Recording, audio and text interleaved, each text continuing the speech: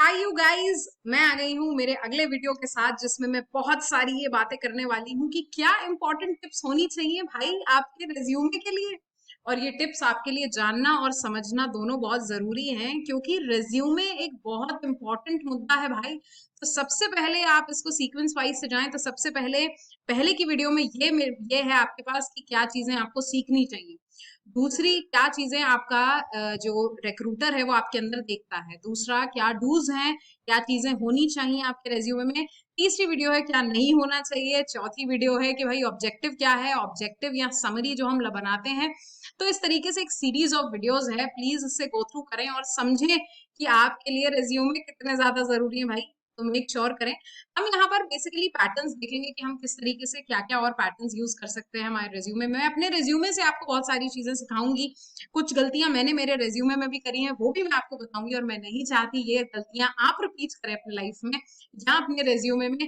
तो उसके साथ आपके लिए आपको मेरे साथ बने रहना पड़ेगा भाई। यहाँ पर तो हम बात करने वाले हैं आज कुछ फ्यू इंपॉर्टेंट पॉइंट्स की जो रेज्यूमे के लिए बहुत ज्यादा जरूरी है।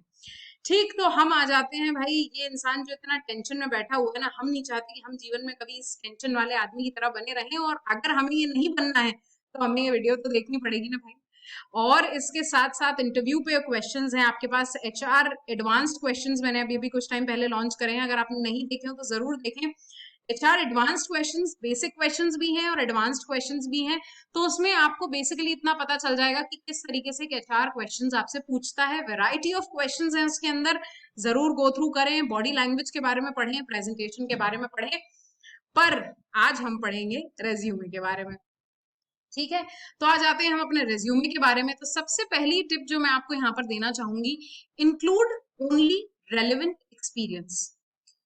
अगेन, जो हम डूज में बात कर रहे थे हमने कहा था ऑनेस्टी, तो हम यहाँ पर भी ऑनेस्टी के साथ बात करेंगे, रेलेवेंट एक्सपीरियंस की बात करेंगे। पता चला आपने कहीं ट्रेनिंग और कहीं की इंटर्नशिप का रिज्यूम वो अपना सर्टिफिकेट डाला हुआ और आपको पता ही नहीं है आपने वहां पर क्या कराया। और अगर आपसे कभी किसी ने ये सवाल कर लिया, या तो आप अपना झूठ इतना अच्छा बोले कि वो सच की तरह लगे।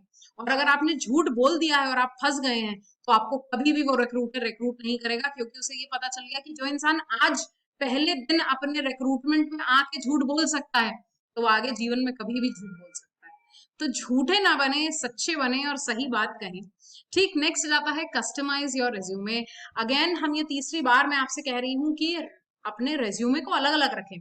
आप कम्युनिकेटर की पोस्ट के लिए जा रहे हैं, टीचर की पोस्ट के लिए जा रहे हैं, सेल्समैन की पोस्ट के लिए जा रहे हैं, या फिर एक डेटा साइंटिस्ट की पोस्ट के लिए जा रहे हैं, या डिजिटल मार्केटर की पोस्ट के लिए जा रहे हैं, सब सॉरी सबके लिए रेज्यूमे अलग अलग रहेगा। मेक श्योर कि आप अपने रेज्यूमे को अलग अलग रखें, ये बहुत ज्यादा जरूरी है। ठीक, यूज करेंगे हम यहाँ कीवर्ड्स का। ठीक है, अब ये कीवर्ड्स जो हैं बड़े इंपॉर्टेंट हैं, जो आपके बारे में, आपकी पर्सनालिटी के बारे में, आपके एक्सपीरियंस के बारे में ये सारी बात यहाँ पर कहेंगे। तो मेक श्योर कि आप अच्छे कीवर्ड्स, सही कीवर्ड्स, और जो ऐसे कीवर्ड्स हैं जो आपके लिए रेलेवेंट हैं। जैसे मैं कहूँ कि भाई मैं एक बड़ी शर्मीली लड़की हूँ, तो ऐसा नहीं है, वास्तविकता में ऐसा नहीं है कि मेरे को, I am not somebody who can be shy, I am somebody who's a very bold kind of a person who wants to speak for herself। मैं नहीं चाहती कि मेरे लिए कोई और जस्टिफाई करे या मेरे लिए कोई और बात करे। तो अपने कीवर्ड्स, जब मैं अपने लिए कीवर्ड यूज करती हूँ तो I make sure that I use such keywords जो मेरी पर्सनालिटी को डिटरमाइन करे भाई। आपकी पर्सनालिटी को लेकर क्या चीजें डिटरमाइन करेंगी, कोई भी चीज बिना रिसर्च के नहीं मिलती है। ठीक है ना।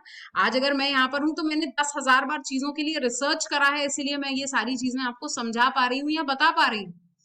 ठीक है, तो मेक श्योर कि आपकी रिसर्च बहुत अच्छी हो। आप अगर आप किसी से अपना रेज्यूमे बनवाते भी हैं या खुद बनाते भी हैं अपना रेज्यूमे, तो मेक श्योर करें कि आपके बारे में अच्छी बातें लिखी हों, सही बातें लिखी हों, सही कीवर्ड्स यूज करें हों। क्योंकि ये कीवर्ड्स का खेल जो है ना बड़ा अच्छा है। और आजकल तो नए ऐसे सॉफ्टवेयर और चीजें आ गई हैं जिसके हिसाब से आप रिजेक्ट हो सकते हैं और एक्सेप्ट हो सकते हैं।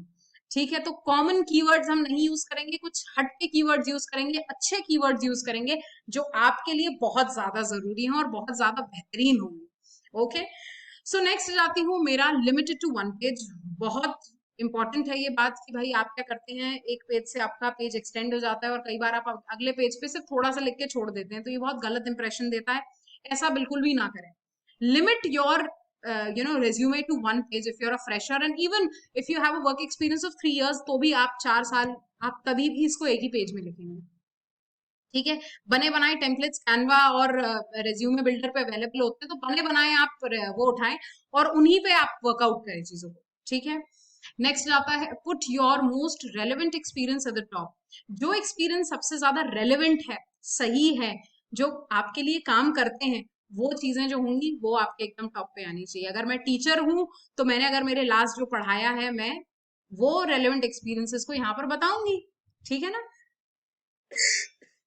रेलेवेंट एक्सपीरियंस उसको बताना इसीलिए इंपॉर्टेंट है कि भाई सामने वाला आपको एसोसिएट तो कर पाए। पता चला कि मैंने ये लिख दिया कि मैं बार काउंसिल की मेंबर हूं और मैं इकोनॉमिक्स पढ़ाने जा रही हूँ, तो भाई सामने वाला ये जानना चाहेगा कि आपकी पढ़ाई में क्या एक्सपीरियंस है या बार काउंसिल के मेंबर हैं, ये ज्यादा इंपॉर्टेंट है। ठीक है ना, तो आप मेक श्योर करें कि आप रेलेवेंट एक्सपीरियंसेस को यहाँ पर शेयर करें। उसके बाद आ जाता है केयरफुली स्टैंड आउट।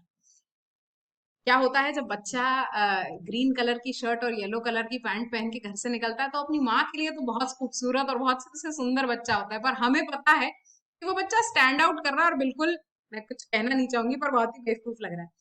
तो आपको स्टैंड आउट होना है, नो डाउट। अब आप डिसाइड करेंगे कि आप क्लासी व्हाइट शर्ट और black trousers with black shoes में स्टैंड आउट करना चाहते हैं या फिर आप येलो शर्ट में और ग्रीन पैंट्स में स्टैंड आउट करना चाहते हैं। ठीक है ना, तो एक चीज स्टैंड आउट ये रेज्यूमे के लिए है, तो आपका रेज्यूमे कितना बेहतर है, आपने कितनी बार अपना रेज्यूमे किसी से चेक करवाया, आपने कितनी बार लोगों से कहा है कि आपका रेज्यूमे पढ़ें और उसमें चेंजेस करें, आपने कितनी बार रेज्यूमे पे चीजों को समझने की कोशिश करी है, तभी तो आप स्टैंड आउट करेंगे। आपको क्या लग रहा है बिना रिसर्च के सब कुछ पॉसिबल है? There is nothing absolutely in the world that is possible without a research. Research इतना इंपॉर्टेंट है, तो अपने रेज्यूमे को स्टैंड आउट करें। चाहे तो आप मुझे अपना रेज्यूमे भेजें, मैं आपको जरूर ये बताऊंगी कि आपके रेज्यूमे में आपको क्या क्या करेक्शंस करने हैं, क्या क्या आपको उसमें बेहतर करनी है चीजें। Do right me here in the comment section. Highlight your soft skills in your work history. Soft skills like time management, constructive feedback. Soft skills यानी आपने काम को अपने किस तरीके से मैनेज किया हुआ है, like time management, इस तरह की स्किल्स को यहाँ पर जरूर मेंशन करें कि आपने क्या क्या सॉफ्ट स्किल्स डेवलप करें। सिर्फ पैसा और कमाना ही सब कुछ नहीं था, आपने टाइम मैनेजमेंट करा, आप डिसिप्लिन थे, आपने कंस्ट्रक्टिव फीडबैक दिए हैं और लिए हैं लोगों से एट द सेम टाइम। ये सारी चीजें जो हैं, बहुत सारी इंपॉर्टेंट चीजें हैं जिनके बारे में हम यहाँ बात करते हैं। तो सॉफ्ट स्किल्स में और क्या क्या, कोपिंग एंड चेंजेस आ सकता है, अकाउंटेबिलिटी आ सकती है, ओनरशिप आ सकती है, मल्टीटास्किंग हो सकता है, वर्क लाइफ बैलेंस हो सकता है, नेटवर्किंग स्किल्स हो सकता है, इनोवेशन हो सकता है। ये सारी चीजें सॉफ्ट स्किल्स के साथ आती हैं। अगर मैंने बहुत जल्दी बोल दिया हो तो मेक श्योर करें कि आप स्लो करके इस वीडियो को जरूर देखें, नहीं तो मुझे कमेंट सेक्शन में लिख दीजिएगा, मैं आपके लिए लिख दूंगी। Okay, so use of action words का बारे में हम पुरानी वीडियो में बात कर चुके हैं, प्लीज उससे गो थ्रू करें। उसके बाद शो सम पर्सनैलिटी। आपकी अपनी एक खुद की एक पर्सनैलिटी होती है, बड़ी डैशिंग सी होगी या बड़ी हैंडसम सी होगी या फिर एक बहुत ऑर्डिनरी पर्सनैलिटी होगी। अगर आप बहुत बड़े बड़े महान नेताओं को देखेंगे, मैं एक बहुत अच्छे प्रोफेसर है जिनको सुनना पसंद करती हूँ, मिस्टर अवध ओझा। पर्सनैलिटी उनकी बहुत ऑर्डिनरी है, पर जब वो बोलते हैं, उनके बोलने का तरीका इतना बेहतरीन है कि कोई भी इंसान उनसे इन्फ्लुएंस हो जाए।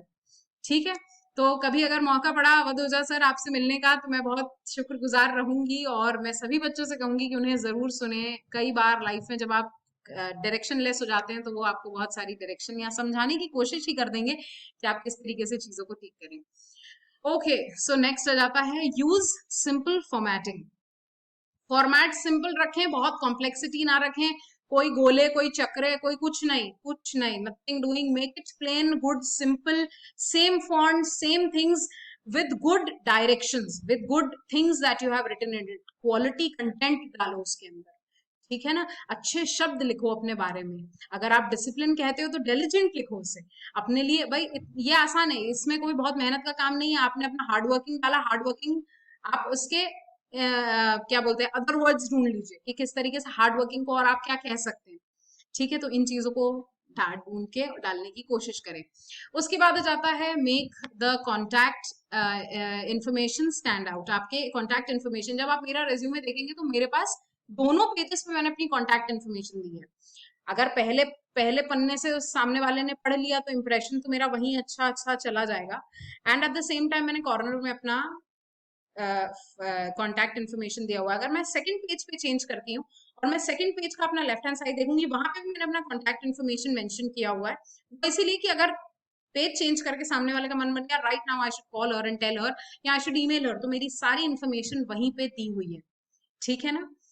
नेक्स्ट आता है उसके बाद हम बात कर रहे थे, okay, contact information stand out हो गया। Use simple formatting, simple format use करना, कोई बहुत ज्यादा कॉम्प्लेक्स फॉर्मेट नहीं यूज करने की जरूरत है। Save in a PDF format, PDF format में इस चीज को सेव करने की कोशिश करना ताकि कोई और इसमें चेंजेस ना कर सके। अगर आपने वर्ड में सेव करा तो कोई और इसके अंदर एडिटिंग कर सकता है, तो मेक श्योर ये पीडीएफ फॉर्मेट में हो। नेम द फाइल एप्रोप्रिएटली, आपने कुछ भी उसके नाम से सेव कर दिया तो ऐसा बिल्कुल मत करना। आप अपने नाम के साथ, जैसे मैं अपना सीवी यूजुअली ईना 2022, जैसे जो भी मेरा साल चल रहा है जैन 2022, तो ये मेरे लास्ट, मुझे ये भी याद रहता है कि मैंने कब इसको लास्ट एडिट करा था, तो मैंने जैन 2022 में एडिट करा था, वो मैंने उसमें लिखा हुआ है। ठीक है, तो मेक श्योर कि आप इन सारी चीजों का बहुत ज्यादा ख्याल रखें। छोटी छोटी चीजें मैं बता रही हूँ, बहुत मायने रखाती हैं एक रेज्यूमे के लिए। ठीक है ना, तो मेक श्योर कि आप ABCDE ना नाम देते उसे, वरना सामने वाला कहेगा कि ये तो खुद ही अपने रेज्यूमे को वैल्यू नहीं देता, मैं क्या वैल्यू दूं इसके रेज्यूमे को। मेक श्योर कि आप मेरे साथ बने रहें, हम बहुत सारी और बातें करने वाले हैं। Thank you so much guys मेरे साथ बने रहने के लिए।